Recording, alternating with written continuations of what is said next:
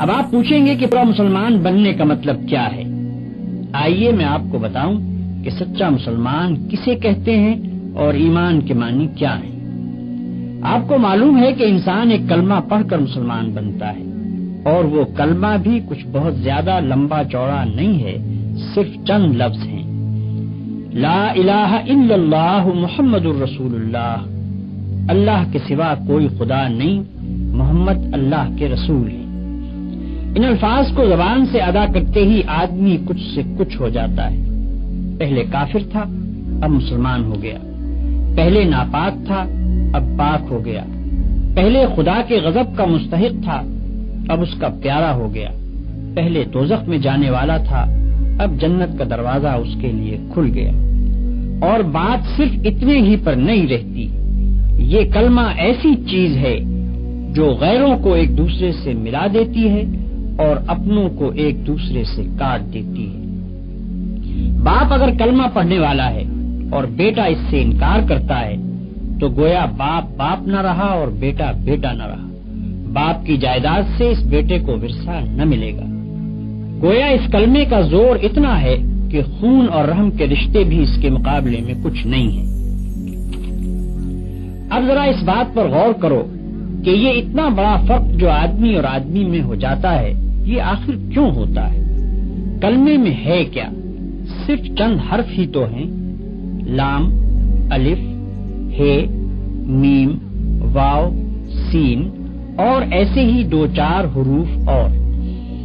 ان حرفوں کو ملا کر اگر منہ سے نکال دیا تو کیا کوئی جادو ہو جاتا ہے کہ آدمی کی کایا پلٹ جائے؟ آدمی اور آدمی میں کیا بس اتنی سی بات سے زمین و آسمان کا فرق ہو سکتا ہے؟ میرے بھائیو، تم ذرا سمجھ سے کام لوگے تو تمہاری عقل خود کہہ دے گی کہ فقط منہ کھولنے اور زبان ہلا کر چند حرف بول دینے کی اتنی بڑی تاثیر نہیں ہو سکتی۔ بت پرست مشرک تو ضرور یہ کہہ سکتے ہیں کہ بس ایک منتر پڑھ دینے سے پہاڑ ہل جائے گا، زمین شق ہو جائے گی اور چشمے ابلنے لگیں گے، چاہے منتر کے معنی کسی کو خبر نہ ہو۔ مگر اسلام میں یہ بات نہیں ہے۔ یہاں اصل چیز معنی ہے۔ الفاظ کی تاثیر معنوں سے ہے۔ معنی اگر نہ ہو اور وہ دل میں نہ اتریں اور ان کے زور سے تمہارے خیالات، تمہارے اخلاق اور تمہارے اعمال نہ بدلیں تو نرے الفاظ بول دینے سے کچھ بھی اثر نہ ہوگا۔ اس بات کو میں ایک موٹی سی مثال سے تمہیں سمجھاؤں۔ فرض کرو تمہیں سردی لگتی ہے، اگر تم زبان سے روئی لحاف پکارنا شروع کر دو تو سردی لگنی بند نہ ہوگی، چاہے تم رات بھر میں 1,00,000 تسبیحیں روئی لحاف کی پڑھ ڈالو۔ ہاں، اگر لحاف میں روئی بھروا کر اوڑھ لوگے تو سردی لگنی بند ہو جائے گی۔ فرض کرو کہ تمہیں پیاس لگ رہی ہے، اگر تم صبح سے شام تک پانی پانی پکارتے رہو تو پیاس نہ بجھے گی۔ ہاں، پانی کا ایک گھونٹ لے کر پی لوگے تو کلیجے کی ساری آگ فوراً ٹھنڈی ہو جائے گی۔ بس یہی حال کلمہ طیبہ کا بھی ہے۔ فقط 6-7 لفظ بول دینے سے اتنا بڑا فرق نہیں ہوتا کہ آدمی کافر سے مسلمان ہو جائے، ناپاک سے پاک ہو جائے، مردود سے محبوب بن جائے، دوزخی سے جنتی بن جائے۔ یہ فرق صرف اس طرح ہوگا کہ پہلے ان الفاظ کا مطلب سمجھو اور وہ مطلب تمہارے دل میں اتر جائے۔ پھر تمہیں اچھی طرح یہ احساس ہو کہ تم اپنے خدا کے سامنے اور ساری دنیا کے سامنے کتنی بڑی بات کا اقرار کر رہے ہو، اور اس اقرار سے تمہارے اوپر کتنی بڑی ذمہ داری آ گئی ہے۔ پھر یہ سمجھتے ہوئے جب تم نے اقرار کر لیا تو اس کے بعد تمہارے خیالات پر اور تمہاری ساری زندگی پر اس کلمے کا قبضہ ہو جانا چاہیے۔ پھر تم کو اپنے دل و دماغ میں کسی ایسی بات کو جگہ نہ دینی چاہیے جو اس کلمے کے خلاف ہو۔ پھر تم کو ہمیشہ کے لیے بالکل فیصلہ کر لینا چاہیے کہ جو بات اس کلمے کے خلاف ہے وہ جھوٹی ہے اور یہ کلمہ سچا ہے۔ اس کلمے کا اقرار کرنے کے بعد تم کافروں کی طرح آزاد نہیں رہے کہ جو چاہو کرو، بلکہ اب تم پابند ہو اس بات کے کہ یہ کلمہ جو کہے اس کو کرنا پڑے گا اور جس سے وہ منع کرے اس کو چھوڑنا پڑے گا۔ اس طرح کلمہ پڑھنے سے آدمی مسلمان ہوتا ہے، اور اس طرح کلمہ پڑھنے کی وجہ سے آدمی اور آدمی میں اتنا بڑا فرق ہوتا ہے جس کا ذکر میں نے ابھی تم سے کیا۔ آؤ اب میں تمہیں بتاؤں کہ کلمے کا مطلب کیا ہے۔ کلمے کے معنی یہ ہیں کہ اللہ کے سوا کوئی اور خدا نہیں ہے اور حضرت محمد صلی اللہ علیہ وسلم اللہ کے رسول ہیں۔ کلمے میں الہ کا جو لفظ آیا ہے اس کے معنی خدا کے ہیں۔ خدا اس کو کہتے ہیں جو مالک ہو، حاکم ہو، خالق ہو، پالنے اور پوسنے والا ہو، دعاؤں کا سننے اور قبول کرنے والا ہو اور اس کا مستحق ہو کہ اس کی عبادت کی جائے۔ اب جو تم نے لا الہ الا اللہ کہا تو اس کے معنی یہ ہوئے کہ اول تو تم نے یہ اقرار کیا کہ یہ دنیا نہ تو بے خدا کے بنی ہے اور نہ ایسا ہی ہے کہ اس کے بہت سے خدا ہوں، بلکہ دراصل اس کا خدا ہے اور وہ خدا ایک ہی ہے اور اس ایک ذات کے سوا خدائی کسی کی نہیں ہے۔ دوسری بات جس کا تم نے کلمہ پڑھتے ہی اقرار کیا وہ یہ ہے کہ وہی ایک خدا تمہارے اور سارے جہان کا مالک ہے۔ تم اور تمہاری ہر چیز اور دنیا کی ہر شے اس کی ہے۔ خالق وہ ہے، رازق وہ ہے، موت اور زندگی اس کی طرف سے ہے، مصیبت اور راحت بھی اسی کی طرف سے ہے۔ جو کچھ کسی کو ملتا ہے اس کو دینے والا حقیقت میں وہ ہے اور جو کچھ کسی سے چھینا جاتا ہے اس کا چھیننے والا بھی حقیقت میں وہی ہے۔ ڈرنا چاہیے تو اس سے، مانگنا چاہیے تو اس سے، سر جھکانا چاہیے تو اس کے سامنے، عبادت اور بندگی کی جائے تو اس کی، اس کے سوا ہم کسی کے غلام اور بندے نہیں اور اس کے سوا کوئی ہمارا آقا اور حاکم نہیں۔ ہمارا اصلی فرض یہ ہے کہ اسی کا حکم مانیں اور اسی کے قانون کی پیروی کریں۔ یہ عہد و پیمان ہے جو لا الہ الا اللہ پڑھتے ہی تم اپنے خدا سے کرتے ہو اور ساری دنیا کو گواہ بنا کر کرتے ہو۔ اس کی خلاف ورزی کرو گے تو تمہاری زبان، تمہارے ہاتھ پاؤں، تمہارا رونگٹا رونگٹا اور زمین اور آسمان کا ایک ایک ذرہ جس کے سامنے تم نے جھوٹا اقرار کیا تمہارے خلاف خدا کی عدالت میں گواہی دے گا، اور تم ایسی بے بسی کے عالم میں وہاں کھڑے ہوگے کہ ایک بھی گواہ تم کو صفائی پیش کرنے کے لیے نہ ملے گا۔ دنیا کی پولیس سے تم اپنا جرم چھپا سکتے ہو، خدا کی پولیس سے نہیں چھپا سکتے۔ دنیا کی پولیس رشوت کھا سکتی ہے، خدا کی پولیس رشوت کھانے والی نہیں۔ دنیا کے گواہ جھوٹ بول سکتے ہیں، خدا کے گواہ بالکل سچے ہیں۔ دنیا کے حاکم بے انصافی کر سکتے ہیں، خدا ایسا حاکم نہیں جو بے انصافی کرے۔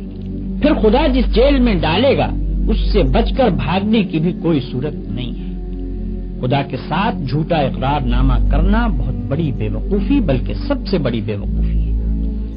جب اقرار کرتے ہو تو خوب سوچ سمجھ کر کرو اور اس کو پورا کرو، ورنہ تم پر کوئی زبردستی نہیں ہے کہ خواہ مخواہ زبانی ہی اقرار کر لو، کیونکہ خالی خولی زبانی اقرار محض بیکار ہے۔ لا الہ الا اللہ کہنے کے بعد تم محمد رسول اللہ کہتے ہو، اس کے معنی یہ ہے کہ تم نے یہ تسلیم کر لیا کہ محمد صلی اللہ علیہ وسلم ہی وہ پیغمبر ہیں جن کے ذریعے سے خدا نے اپنا قانون تمہارے پاس بھیجا ہے۔ خدا کو اپنا آقا اور شہنشاہ مان لینے کے بعد یہ معلوم ہونا ضروری تھا کہ اس شہنشاہ کے احکام کیا ہیں۔ ہم کون سے کام کریں جن سے وہ خوش ہوتا ہے اور کون سے کام نہ کریں جن سے وہ ناراض ہوتا ہے، کس قانون پر چلنے سے وہ ہم کو بخشے گا اور اس کی خلاف ورزی کرنے پر وہ ہم کو سزا دے گا۔ یہ سب باتیں بتانے کے لیے خدا نے محمد صلی اللہ علیہ وسلم کو اپنا پیغمبر مقرر کیا۔ آپ صلی اللہ علیہ وسلم کے ذریعے سے اپنی کتاب ہمارے پاس بھیجی اور آپ نے خدا کے حکم کے مطابق زندگی بسر کر کے ہم کو بتا دیا کہ مسلمانوں کو اس طرح زندگی بسر کرنی چاہیے۔ بس جب تم نے محمد رسول اللہ کہا تو گویا اقرار کر لیا کہ جو قانون اور جو طریقہ حضور صلی اللہ علیہ وسلم نے بتایا ہے تم اسی کی پیروی کرو گے، اور جو قانون اس کے خلاف ہے اس پر لعنت بھیجو گے۔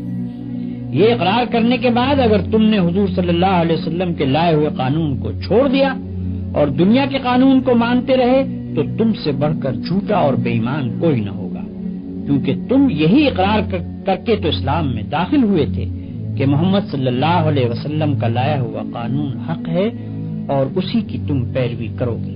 اسی اقرار کی بدولت تو تم مسلمانوں کے بھائی بنے، اسی کی بدولت تم نے باپ سے ورثہ پایا، اسی کی بدولت ایک مسلمان عورت سے تمہارا نکاح ہوا، اسی کی بدولت تمہاری اولاد تمہاری جائز اولاد بنی۔ اور اگر ان سب کے باوجود تم نے اپنا اقرار توڑ دیا تو اس سے بڑھ کر دنیا میں کون سی بے ایمانی ہو سکتی ہے؟ اگر تم لا الہ الا اللہ محمد الرسول اللہ کے معنی جانتے ہو اور جان بوجھ کر اس کا اقرار کرتے ہو تو تم کو ہر حال میں خدا کے قانون کی پیروی کرنی چاہیے، خواہ اس کی پیروی پر مجبور کرنے والی کوئی پولیس اور عدالت اس دنیا میں نظر نہ آتی۔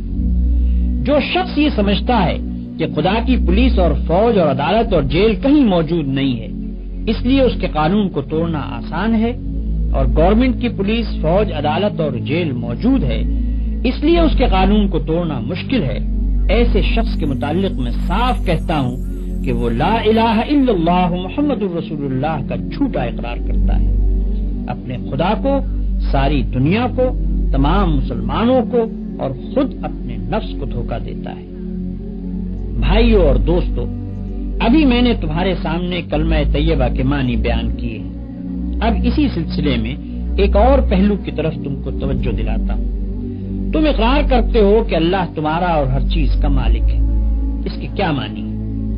اس کے معنی یہ ہیں کہ تمہاری جان تمہاری اپنی نہیں، خدا کی ملک ہے، تمہارے ہاتھ اپنے نہیں، تمہاری آنکھیں اور تمہارے کان اور تمہارے جسم کا کوئی عضو تمہارا اپنا نہیں، یہ زمینیں جن کو تم جوتتے ہو، یہ جانور جن سے تم خدمت لیتے ہو، یہ مال اسباب جن سے تم فائدہ اٹھاتے ہو، ان میں سے بھی کوئی چیز تمہاری نہیں، ہر چیز خدا کی ملک ہے اور خدا کی طرف سے عطیے کے طور پر تمہیں ملی ہے۔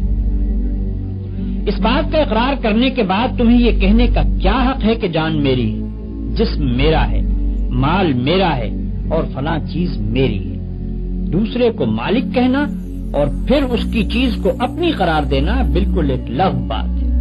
اگر در حقیقت یہ بات سچے دل سے مانتے ہو کہ ان سب چیزوں کا مالک خدا ہی ہے تو اس سے دو باتیں خود بخود تم پر لازم ہو جاتی ہیں۔ ایک یہ کہ جب مالک خدا ہے اور اس نے اپنی ملکیت امانت کے طور پر تمہارے حوالے کی ہے تو جس طرح مالک کہتا ہے اسی طرح ان چیزوں سے کام لینا چاہیے۔ اس کی مرضی کے خلاف ان سے کام لیتے ہو تو دھوکہ بازی کرتے ہو، تم اپنے ان ہاتھوں اور پاؤں کو بھی اس کی پسند کے خلاف ہلانے کا حق نہیں رکھتے، تم ان آنکھوں سے بھی اس کی مرضی کے خلاف دیکھنے کا کام نہیں لے سکتے، تم کو اس پیٹ میں بھی کوئی ایسی چیز ڈالنے کا حق نہیں ہے جو اس کی مرضی کے خلاف ہو، تمہیں ان زمینوں اور ان جائیدادوں پر بھی مالک کے منشا کے خلاف کوئی حق حاصل نہیں ہے۔ تمہاری بیویاں جن کو تم اپنی کہتے ہو اور تمہاری اولاد جن کو تم اپنی کہتے ہو، یہ بھی صرف اس لیے تمہاری ہیں کہ تمہارے مالک کی دی ہوئی ہے، لہذا تم کو ان سے بھی اپنی خواہش کے مطابق نہیں بلکہ مالک کے حکم کے مطابق ہی برتاؤ کرنا چاہیے۔ اگر اس کے خلاف کرو گے تو تمہاری حیثیت غاصب کی ہوگی، جس طرح دوسرے کی زمین پر قبضہ کرنے والے کو تم کہتے ہو کہ وہ بے ایمان ہے، اسی طرح اگر خدا کی دی ہوئی چیزوں کو تم اپنا سمجھ کر اپنی مرضی کے مطابق استعمال کرو گے یا خدا کے سوا کسی اور کی مرضی کے مطابق ان سے کام لوگے تو وہی بے ایمانی کا الزام تم پر بھی آئے گا۔ اگر مالک کی مرضی کے مطابق کام کرنے میں کوئی نقصان ہوتا ہے تو ہوا کرے، جان جاتی ہے تو جائے، ہاتھ پاؤں ٹوٹتے ہیں تو ٹوٹے، اولاد کا نقصان ہوتا ہے تو ہو، مال و جائیداد برباد ہو تو ہوا کرے، تمہیں کیوں غم ہو؟ جس کی چیز ہے وہی اگر نقصان پسند کرتا ہو تو اس کو حق ہے۔ ہاں، اگر مالک کی مرضی کے خلاف تم کام کرو اور اس میں کسی چیز کا نقصان ہو تو بلا شبہ تم مجرم ہوگے، کیونکہ دوسرے کے مال کو تم نے خراب کیا۔ تم خود اپنی جان کے مختار نہیں ہو، مالک کی مرضی کے مطابق جان دو گے تو مالک کا حق ادا کر دو گے، اس کے خلاف کام کرنے میں جان دو گے تو یہ بے ایمانی ہوگی۔ دوسری بات یہ ہے کہ مالک نے جو چیز تمہیں دی ہے اس کو اگر تم مالک ہی کے کام میں صرف کرتے ہو تو کسی پر احسان نہیں کرتے، نہ مالک پر احسان ہے نہ کسی اور پر۔ تم نے اگر اس کی راہ میں کچھ دیا یا کچھ خدمت کی یا جان دے دی جو تمہارے نزدیک بہت بڑی چیز ہے تب بھی کوئی احسان کسی پر نہیں کیا، زیادہ سے زیادہ جو کام تم نے کیا وہ بس اتنا ہی تو ہے کہ مالک کا حق جو تم پر تھا وہ تم نے ادا کر دیا۔ یہ کون سی ایسی بات ہے جس پر کوئی پھولے اور فخر کرے اور یہ چاہے کہ اس کی تعریفیں کی جائیں اور یہ سمجھے کہ اس نے کوئی بہت بڑا کام کیا ہے جس پر اس کی بڑائی تسلیم کی جائے؟ یاد رکھو کہ سچا مسلمان مالک کی راہ میں کچھ خرچ کرنے یا کچھ خدمت کرنے کے بعد پھولتا نہیں ہے، بلکہ خاکساری اختیار کرتا ہے۔ فخر کرنا کار خیر کو برباد کر دیتا ہے۔ تعریف کی خواہش جس نے کی اور اس کی خاطر کوئی کار خیر کیا، وہ خدا کے ہاں کسی اجر کا مستحق نہ رہا، کیونکہ اس نے تو اپنے کام کا معاوضہ دنیا ہی میں مانگا اور یہیں اس کو مل بھی گیا۔ بھائیو، اپنے مالک کا احسان دیکھو کہ اپنی چیز تم سے لیتا ہے اور پھر کہتا ہے کہ یہ چیز میں نے تم سے خریدی ہے اور اس کا معاوضہ میں تمہیں دوں گا۔ اللہ اکبر! اس شان جود و کرم کا بھی کوئی ٹھکانہ ہے؟ قرآن میں ارشاد ہوتا ہے کہ ان اللہ اشتری من المؤمنین انفسهم واموالهم بان لهم الجنہ، اللہ نے ایمانداروں سے ان کی جانیں اور ان کے مال خرید لیے ہیں اس معاوضے میں کہ ان کے لیے جنت ہے۔ یہ تو مالک کا برتاؤ تمہارے ساتھ ہے، اب ذرا اپنا برتاؤ بھی دیکھو۔ جو چیز مالک نے تم کو دی تھی اور جس کو مالک نے پھر تم سے معاوضہ دے کر خرید بھی لیا، اس کو غیروں کے ہاتھ بیچتے ہو، نہایت ذلیل معاوضے لے کر بیچتے ہو۔ وہ مالک کی مرضی کے خلاف تم سے کام لیتے ہیں اور تم یہ سمجھ کر ان کی خدمت کرتے ہو کہ گویا رازق وہ ہیں۔ تم اپنے دماغ بیچتے ہو، اپنے ہاتھ پاؤں بیچتے ہو، اپنے جسم کی طاقتیں بیچتے ہو اور وہ سب کچھ بیچتے ہو جس کو خدا کے باغی خریدنا چاہتے ہیں۔ اس سے بڑھ کر بد اخلاقی اور کیا ہو سکتی ہے؟ بیچی ہوئی چیز کو بیچنا قانونی اور اخلاقی جرم ہے۔ دنیا میں اس پر دغابازی اور فریب دہی کا مقدمہ چلایا جاتا ہے۔ کیا تم سمجھتے ہو کہ خدا کی عدالت میں اس پر مقدمہ نہیں چلایا جائے گا؟